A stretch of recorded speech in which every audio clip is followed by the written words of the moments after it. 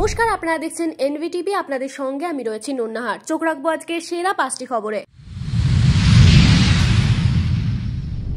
রশ্মিকা, ক্যাটরিনা, কাজল একের পর এক ডিপফেক ভিডিও করার নির্দেশ দিলেন মোদি।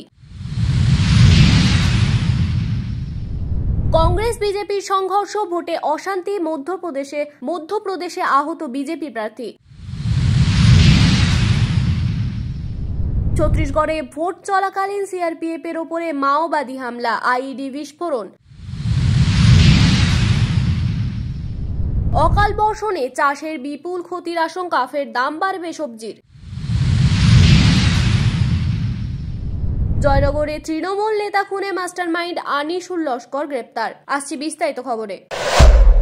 একের পর এক অভিনেত্রীদের ভুয়ো ভিডিও তৈরি করা হচ্ছে, সেটা ছড়িয়ে দেওয়া হচ্ছে সোশ্যাল মিডিয়ায়। এবার এই নিয়ে উদ্বেগ প্রকাশ করলেন প্রধানমন্ত্রী নরেন্দ্র মোদী। তিনি বললেন, ডিপফেক ভিডিও হলো আর্টিফিশিয়াল ইন্টেলিজেন্সের মাধ্যমে যে কোনো ব্যক্তিকে নিয়ে ভুয়ো ভিডিও তৈরির উপায়। প্রধানমন্ত্রী নরেন্দ্র মোদী এই ডিপফেক ভিডিও নিয়ে উদ্বেগ প্রকাশ করে বলেছেন, চ্যাটজিপিটিকে তিনি কড়া পদক্ষেপ করার নির্দেশ দিয়েছেন। আর্টিফিশিয়াল ইন্টেলিজেন্সের মাধ্যমে যেভাবে খারাপ ভিডিও তৈরি করে ইন্টারনেটে ছড়িয়ে দেওয়া হচ্ছে তা যথেষ্ট উদ্বেগজনক। এই নিয়ে সকল ইন্টারনেট ইউজারকে সতর্ক থাকার নির্দেশ দিয়েছেন তিনি। এক সপ্তাহ আগেই রশ্মিকা মান্দানাকে নিয়ে সোশ্যাল মিডিয়ায় ডিপফেক ভিডিও ছড়িয়ে দেওয়া হয়েছিল। তাতে দেখা গিয়েছিল রশ্মিকা মান্দানা সুইম স্যুট পরে ঘুরছেন। এক সাংবাদিক প্রথমে সেই ভিডিও ভুয়ো বলে জানান। অমিতাভ বচ্চন এই নিয়ে আইনি পদক্ষেপের দাবি জানিয়েছিলেন। রশ্মিকা মান্দানা নিজে এই নিয়ে উদ্বেগ প্রকাশ করে বলেছিলেন, এটা তার সঙ্গে ঘটেছে, তাকে সকলে চেনে, সকলে জানেন তাই। কিন্তু এইটা যদি কোনো সাধারণ মেয়ের সঙ্গে ঘটতো তাহলে এর পরিণতি কি হতো? রশ্মিকা মান্দানার ডিপফেক ভিডিও প্রকাশ্যে আসার পরেই আবারও ক্যাটরিনা কাইফকে নিয়ে ভুয়ো ভিডিও তৈরি করে সোশ্যাল মিডিয়ায় ছড়িয়ে দেওয়া হয়। তারপরে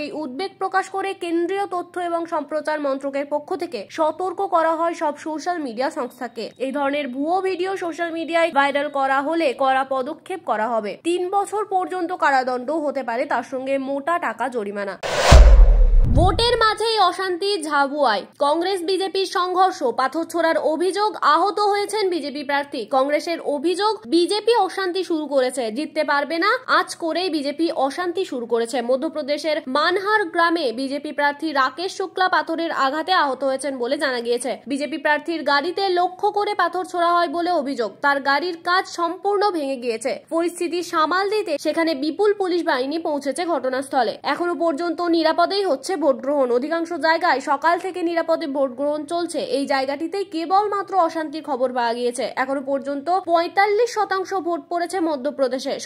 সকালে সকল অধিকাংশ হেভিওয়েট নেতা ভোট দিয়েছেন। সকালে স্ত্রীকে নিয়ে ভোট দিয়েছেন রাজ্যের মুখ্যমন্ত্রী শিবরাজ সিং চৌহান। ভোটদানের আগে তিনি মন্দিরে প্রার্থনা করেন। বুথে ঢোকার আগে মহিলা দলীয় কর্মীরা তাকে অভ্যর্থনাও জানিয়েছিলেন। 23টি আসনে হচ্ছে আজ মধ্যপ্রদেশের ভোট গ্রহণ। সকালেই ভোট দিয়েছেন বিজেপি নেতা নরোত্তম মিশ্র এবং বিজেপি নেতা নরেন্দ্র সিং তোমর। গোয়ালিয়রে ভোটদান করেন তিনি। অন্যদিকে কংগ্রেস নেতারাও ভোটদান করেছেন সকাল সকাল। মধ্যপ্রদেশের কংগ্রেসের 2 প্রধান মুখ কমলনাথ এবং দিগ্বিজয় সিং সকলেই গিয়ে ভোটদান করেন। এবার কংগ্রেসে 150টি আসন পাবে বলে দাবি করেছেন কংগ্রেস নেতারা। তারা দাবি করেছেন, এবার মধ্যপ্রদেশের মানুষ এবার আর গেরুয়া শিবিরের ক্ষমতায় আসবে না। এবার একক সংখ্যাগরিষ্ঠতা পেয়ে ক্ষমতায় আসবে কংগ্রেস।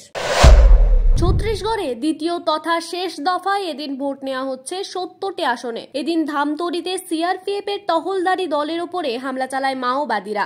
আইইডি দিয়ে বিস্ফোরণ ঘটানো হয়। বাইক আরোহী 2 সিআরপিএফ জওয়ান অল্পের জন্য রক্ষা পান। উল্লেখ্য, নির্বাচনের আগে মাওবাদীরা ভোট বয়কটের পোস্টার ও ব্যানার লাগিয়েছিল। এদিন যে সিআরপিএফ জওয়ানদের লক্ষ্য করে বিস্ফোরণ ঘটানো হয় তাদের পোলিং টিমের নিরাপত্তার জন্য মোতায়েন করা হয়েছিল। নিরাপত্তা বাহিনীর একটি দল ভোট কেন্দ্রের নিরাপত্তা দিতে বেরিয়েছিলেন। সেই সময় 2টি আইইডি উদ্ধার করা হয়। বৃহস্পতিবার মাওবাদী ভোট বয়কটের ডাক দিতে ব্যানার ও পোস্টার লাগিয়েছিল। এর প্রেক্ষিতে মাওবাদী প্রভাবিত এলাকায় কঠোর নিরাপত্তার বন্দোবস্ত করা হয়।